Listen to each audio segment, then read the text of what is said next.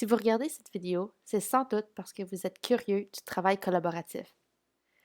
Cette vidéo se base sur 3 lectures savantes, étant les effets du travail de groupe sur les sentiments d'efficacité personnelle et collective en contexte d'apprentissage, la collaboration au cœur du travail d'équipe, et Lone Wolves, Why do some people hate teamwork? Plongeons dans l'étude de les effets du travail de groupe sur les sentiments d'efficacité personnelle et collective en contexte d'apprentissage. L'objectif de l'étude est d'explorer s'il y a une corrélation entre le sentiment d'efficacité personnelle et le sentiment d'efficacité collective. Les termes SEP et SEC sont couramment utilisés dans cet article. Le SEP est le sentiment d'efficacité personnelle. En d'autres mots, c'est la manière dont nous percevons la valeur de nos habiletés au sein d'un groupe. La SEC est le sentiment d'efficacité collective, qui veut dire la manière que nous percevons la compétence du groupe dans lequel nous participons. Le SEP peut être divisé en 2 catégories. La première, le SEPTC, est le sentiment qu'on a par rapport à nos capacités personnelles et notre contribution au travail collectif. Et la deuxième est le SEPD, qui est le sentiment qu'on a par rapport à la discipline en question. La première hypothèse de la recherche est que le travail collaboratif augmenterait les 2 types de sentiments d'efficacité personnelle. Et la deuxième est que les scores du SEPTC seulement devraient avoir une corrélation positive avec le score du SEC, qui est le sentiment d'efficacité collaboratif. L'étude se déroula avec 13 équipes de 3 étudiants entre 17 et 19 ans dans un cours de programmation informatique. Ils devaient réaliser un exercice en groupe pour réviser le langage Shell. Tous avaient le même format de travail et les mêmes ressources. La plateforme Lab4CE a été choisie pour enregistrer des interactions entre participants. À travers l'étude, il y avait 5 observateurs circulant dans les salles de classe. Chaque équipe avait un gestionnaire, un fournisseur et un client. Par contre, tous les participants ayant le même rôle étaient dans la même salle, forçant les coéquipiers de communiquer via messagerie instantanée.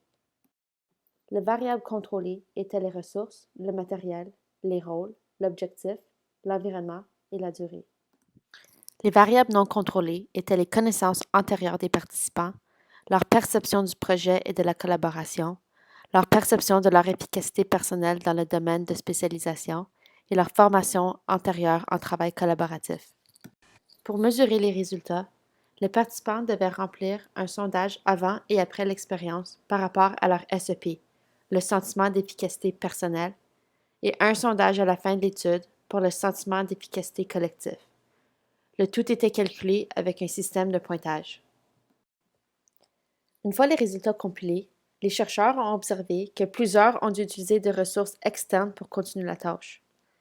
Aussi, le groupe ayant eu le plus de communication verbale entre eux ont eu la plus grande augmentation de sentiments d'efficacité personnelle par rapport au travail collaboratif, même s'ils n'ont pas eu le temps de terminer la tâche.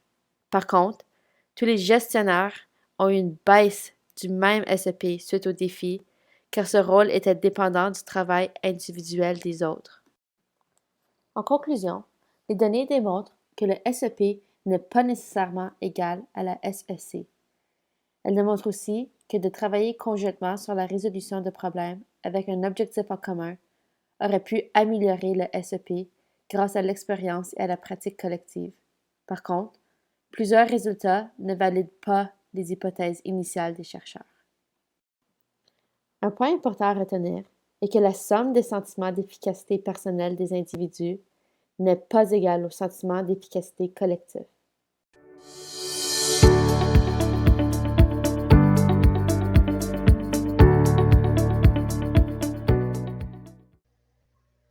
Une chose qu'on a trouvé intéressante, c'est que il y avait un groupe qui a collaboré plus que les autres. Et puis, malgré le fait qu'ils n'avaient pas atteint leur objectif final, ils ont quand même affiché des meilleurs résultats.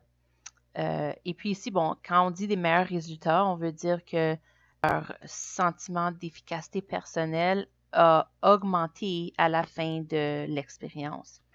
Et puis, nous croyons justement que cette collaboration-là leur a permis de voir plus de succès ensemble et de faire face à différents obstacles. Et aussi, il y a eu un soutien émotionnel qui était sûrement nécessaire pour leur persévérance. Et puis l'augmentation aussi des discussions et des communications qui ont eu lieu entre eux les a sûrement rassurés et puis les a sûrement permis de considérer d'autres pistes ensemble.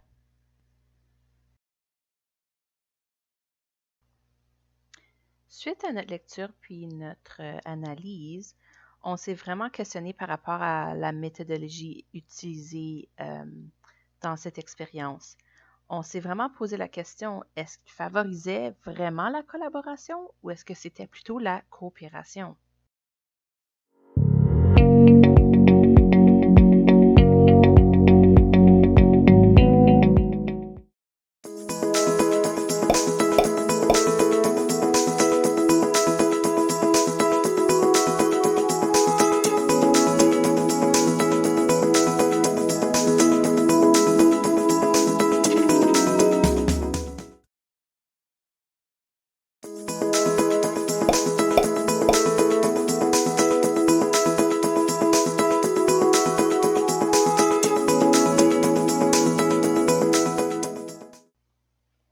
Un exemple qui nous est venu à l'esprit, c'est nos rencontres Cap Pana.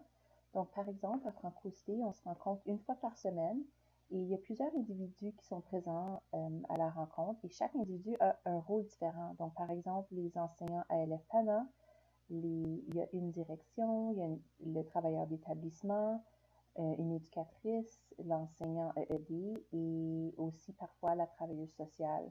Donc, même si on traite chacun des dossiers différents avec les élèves ou en salle de classe, on a tous la même vision à notre rencontre et on veut travailler ensemble pour le bien-être et l'évolution de l'élève. Il y a déjà un modèle de collaboration qui existe dans nos écoles, les CAP. C'est l'occasion idéale pour discuter, réfléchir, élaborer des idées, explorer des stratégies et développer des outils, selon des normes de fonctionnement. C'est aussi l'occasion de se sentir soutenu par nos collègues qui vivent des situations semblables. C'est justement ce qui favorise le bonheur professionnel selon l'article de la collaboration au cœur du travail d'équipe.